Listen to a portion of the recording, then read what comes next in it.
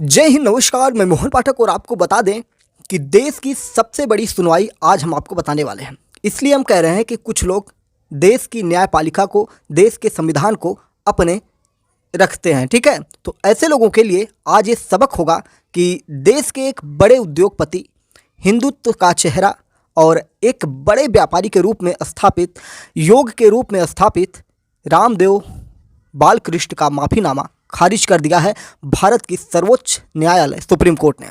और उसने कहा कि आपने जानबूझकर हमारे आदेश की अवमानना की है और कार्रवाई के लिए तैयार रहें। आपको बता दें कि लगातार डीवाई चंद्रचूड़ के ऐसे फैसले आ रहे हैं चौंकाने वाले, जिसमें जो लोग देश में तानाशाही की तरफ अगर बढ़ रहे हैं या तानाशाह बनने की कोशिश कर रहे हैं और ऐसा सोच रहे हैं कि हमारा कोई कुछ नहीं बिगाड़ सकता, ऐसे लोगों के लिए ये सबक होने वाला है रामदेव का ये माफ़ीनामा, और जिसको कोर्ट ने खारिज कर दिया। यानी कि भविष्य में इनके ऊपर कुछ भी कार्रवाई हो सकता है इन्हें जेल भी जाना पड़े।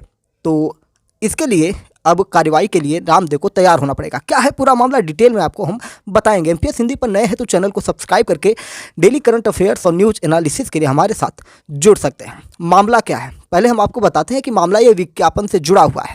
मामला 10 जुलाई 2022 को पतंजलि ने एक विज्ञापन जारी किया था, जिस एडवर्टाइजमेंट में एलोपैथी पर गलत फहमियां फैलाने का इन्होंने आरोप लगाया। और इसके खिलाफ 17 अगस्त को 2022 में ही इंडियन मेडिकल एसोसिएशन IMA, इसको याद रखिएगा, शॉर्ट में अब हम IMA ही बोलते जाएंगे, ठीक है। तो इंडियन मेडिकल एसोसिएशन ने पतंजलि के भ्रामक विज्ञापन के खिलाफ सुप्रीम कोर्ट में याचिका लगाई। और 21 नवंबर 2023 को उस समय हुई सुनवाई में जस्टिस अमानुल्लाह ने कहा था पतंजलि को सभी भ्रामक दावों वाले विज्ञापनों को तुरंत बंद करना होगा। कोर्ट ऐसे किसी भी उल्लंघन को बहुत गंभीरता से लेगा और हर एक प्रोडक्ट के झूठे दावे पर 1 करोड़ रुपए तक का जुर्माना लगा सकता है। लेकिन इसके बाद भी विज्ञापन चलाए जाते रहे और पतंजलि अपने आप को एक तरह से मोस्ट पावरफुल समझते हुए कि हमारा न्यायालय क्या बिगाड़ लेगा, ऐसा भावना, हमें लगता है कि ऐसी दुर्भावना रामदेव और बालकृष्ण के मन में रही होगी। हालांकि इनके प्रति हमारा बहुत सम्मान है, लेकिन जिस प्रकार से न्यायपालिका को इन्होंने ताक पे रखा था, उससे मुझे भी नाराज़गी है। पतंजलि पर 2 बड़े आरोप लगे। पहला, पतंजलि प्रोडक्ट कोविड-19 सहित कुछ बीमारियों और रोग को पूरी तरह और अस्थायी रूप से ठीक कर सकते हैं, ऐसा इन्होंने दावा किया। ये विज्ञापन साल 2022 में जारी किया गया था। और दूसरा, इन पे आरोप लगा था कि आधुनिक चिकित्सा और कोविड-19 वैक्सीनेशन प्रोग्राम के खिलाफ कंपनियों ने अपमानजनक अभियान चलाया था। ये सारी चीज़ें इनके ऊपर लगे। पतंजलि ने 2 कानूनों का उल्लंघन किया है। कानून number 1, drugs and magic remedies act 1954 का इन्होंने उल्लंघन किया है। इसमें होता है कि किसी भी बीमारी को बिना साइंटिफिक प्रूफ के पूरी तरह से ठीक करने का दावा करने या दावे के खिलाफ इनके ऊपर मामला है। यानी कि बिना साइंटिफिक प्रूफ के ही इन्होंने कह दिया कि हम आपको एक तरह से स्वस्थ कर देंगे, जबकि ये भारतीय संविधान में या भारत का जो कानून है उसके drugs and magic remedies act 1954 का उल्लंघन है। साथ ही साथ दूसरा इनका है कंज्यूमर प्रोटेक्शन एक्ट 2019, यानी कि 2019 कंज्यूमर प्रोटेक्शन एक्ट में इन्होंने ये दावा किया कि कोई कंपनी झूठा या भ्रामक प्रचार कर रही हो जो उपभोक्ता के हित के खिलाफ हो। यानी कि जिस प्रकार से इन्होंने अपनी दवाइयों को सर्वोच्च बताया और दूसरी दवाइयों को या अंग्रेजी दवाइयों को, एलोपैथी हुआ, इन सब के बारे में गलत भ्रामक खबरें फैलाई, जिससे इनके प्रति लोगों का विश्वास घटते चला गया और जिससे देश को भारी नुकसान झेलना पड़ सकता है। क्योंकि हर कोई आयुर्वेद नहीं लेना चाहता। आयुर्वेद हालांकि सबसे बेहतरीन तरीका है, लेकिन आयुर्वेद धीरे धीरे काम करता है और आयुर्वेद में अगर जो बीमारी है उसका सही पता चल जाए तब जाकर उसका कारगर होता है। और आयुर्वेद से हमारे देश में लाखों करोड़ों लोग लाभान्वित होते हैं। सारी चीज़ें इनकी होती रही। आज हम थोड़ा कोर्ट की सुनवाई के बारे में चर्चा करेंगे और फिर चीज़ें मैं आपको बताऊंगा कि क्या मामला रहा, ठीक है। सुप्रीम कोर्ट ने पतंजलि के विवादित विज्ञापन केस में बाबा रामदेव और बालकृष्ण के दूसरे माफ़ीनामे को खारिज किया। जस्टिस हिमा कोहली और जस्टिस अमातुल्लाह की बेंच ने पतंजलि के वकील विपिन सांघी और मुकुल रोहतगी से कहा कि आपने जानबूझकर कोर्ट के आदेशों का उल्लंघन किया है और कार्रवाई के लिए तैयार रहिए। इससे पहले 2 अप्रैल को इसी बेंच में हुई सुनवाई के दौरान पतंजलि की तरफ से माफ़ीनामा दिया गया था और उस दिन भी बेंच ने पतंजलि को फटकार लगाते हुए कहा था कि ये माफ़ीनामा सिर्फ खाना पूर्ति के लिए है, आपके अंदर माफ़ी का भाव दिखाई नहीं दे रहा, यानी कि आपके अंदर अकड़ है। इसके बाद कोर्ट ने 10 अप्रैल को सुनवाई की तारीख तय की थी और आज वो चीज़ें आपके सामने हैं। सुनवाई से ठीक एक दिन पहले 9 अप्रैल को बाबा रामदेव और पतंजलि आयुर्वेद के मैनेजिंग डायरेक्टर आचार्य बालकृष्ण ने नया एफिडेविट फाइल किया, जिसमें पतंजलि के बिना शर्त माफ़ी मांगते हुए कहा कि इस गलती पर उन्हें खेद है और ऐसा दोबारा नहीं करेंगे। इस पर लिखा था कि जो इनका माफ़ीनामा था, इसमें लिखा था, जो हमें मीडिया स्रोत से प्राप्त हुए हैं, दैनिक भास्कर के माध्यम से मुझे प्राप्त हुआ है, मैं विज्ञापनों के मुद्दे के संबंध में बिना शर्त माफ़ी मांगता हूं। मुझे इस गलती पर गहरा अफसोस है और मैं अदालत को आश्वस्त करना चाहता हूं कि इसे दोहराया नहीं जाएगा। 21 नवंबर 2023 को कोर्ट के आदेश के उल्लंघन पर भी मैं माफ़ी मांगता हूं। मैं हमेशा कानून और न्याय की गरिमा को बनाए रखने का वचन देता हूं। सुप्रीम कोर्ट में दाखिल बाबा रामदेव का ये माफ़ीनामा है, जिसका स्क्रीनशॉट हमने लगाया हुआ है। इससे पहले 2 अप्रैल को एक सुनवाई हुई थी। उस सुनवाई में कुछ बातें हुई थी, जो तीखी बहस थी, उसके कुछ क्षण मैं आपको बताता हूं।